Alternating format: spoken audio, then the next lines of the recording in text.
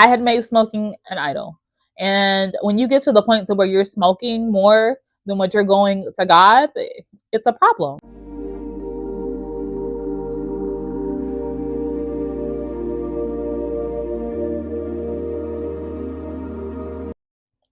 Hey, I'm Jessica, and if you're new here, this is my channel, Root and Rise, Life After Loss.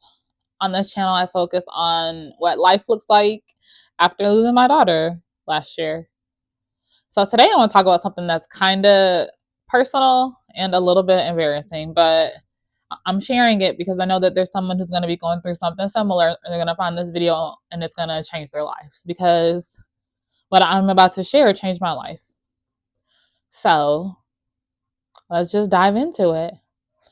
So probably around the year anniversary of my daughter's death, I started smoking THCA. And if you don't know what THCA is, it's like a derivative of like regular marijuana. And then I live in Tennessee, so we don't have legalized marijuana here, but THCA is something that we do have that is illegal. And then at first I just started smoking because, okay, so let me backtrack. So my husband smokes. He's a disabled veteran and he has a lot of aches and pains. So he smoked for his aches and pains. So then in turn, I started smoking because I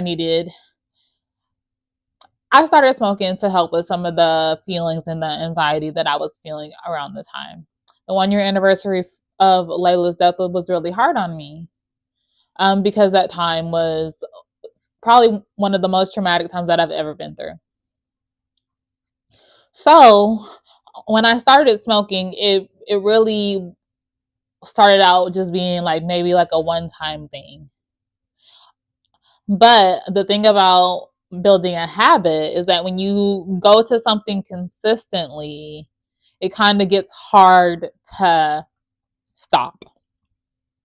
So I was maybe smoking, I had maybe been smoking 3 months, 4 months daily, consistently, sometimes multiple times a day, when my stress and my anxiety felt really high. And I felt God placed it on my heart that He wanted me to stop smoking. So around this time, I was also feeling like I wanted to stop too, because I feel like I had such a dependence on it that it just was making me uncomfortable. I feel like it went from being something that I was using to cope to being something that I was just using to not feel and kind of numb out some of those feelings. And then I really was not in a space where I wanted to continue to live like that, because that wasn't healing. Like, it's not healing when you numb how you feel. It's not healing when you use substances to mask that, whether that's weed, cigarettes, alcohol, food. Those things make you feel good temporarily, but they don't take away the pain of what you're actually feeling.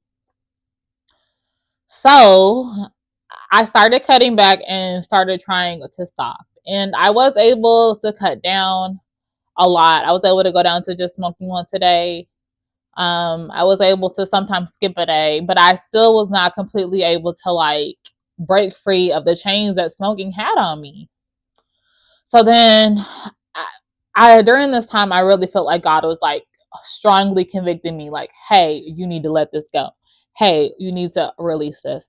And then I finally just had to pray and like, God, I know that you want me to let this go, but I don't know how to let this go on my own. So I need you to help me and you to show me how to do this. And God brought me a book. And this is funny because I feel like God speaks to me a lot through words. And then I have had a lot of my prayers, for guidance answered through books that God has sent me. So a couple years before this, I was a cigarette smoker. When I first started working in healthcare, I picked up cigarette smoking. And that was one of the worst habits that I've ever had. But the way that I quit cigarettes was I found a book by Carr. It was called The Easy Way to Stop Smoking, and it changed my life. I was able to quit smoking, and I have probably been cigarette free for probably 3 years. So after I prayed that prayer of asking God for guidance on how to quit, how to release this, He gave me a book. He gave me that same book. But Alan Carr, he has all kinds of different books on ways to quit things that you no longer feel like are serving you. He has some for weight loss, alcohol, and he has one for marijuana. So I go on Audible. I found the book, The Easy Way to Quit Marijuana, and I listened to the book. So let me preface this by saying, so the wonderful thing about Alan Carr's book is that you smoke the whole way through listening the book. The whole point of the Alan Carr method is to quit smoking without using willpower, because something that I have learned from experience is that if you try to use willpower, you will fail. Some of us don't, but it is very hard to succeed when you are trying to tell yourself to not want something. That literally does the exact opposite of what you're trying to do. Like, telling yourself that you don't want something makes you want it. So the reason that Alan Carr's method works so well for me is that because it doesn't tell you not to have something. If anything, it encourages you to smoke the whole way through the book, but it uses psychology to to train your brain to not feel like you need it. The reason that you feel like you need to smoke is because you feel like smoking gives you something. But once you're able to recognize that smoking isn't adding something to you, when smoking isn't giving you something, that that smoking is actually the problem, it makes it way easier to quit. So I found the book. I listened to the book all the way through. I did have some resistance listening to the end of the book, but I knew that I needed to push through.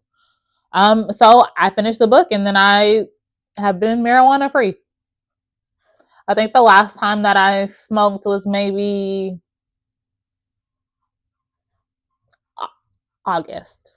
And I have never thought about smoke. Like, I haven't thought about smoking since. Like, I've been around people who smoked, haven't been tempted.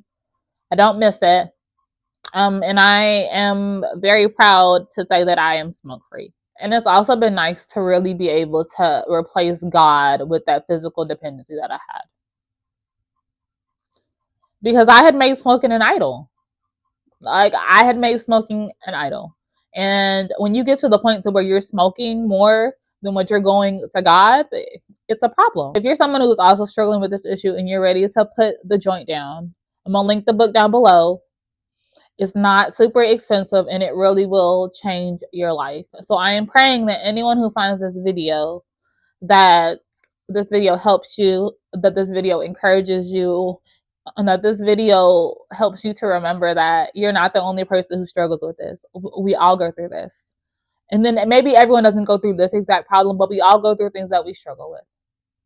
You know, it doesn't make you weak, because it doesn't make you less of a person. And it's normal.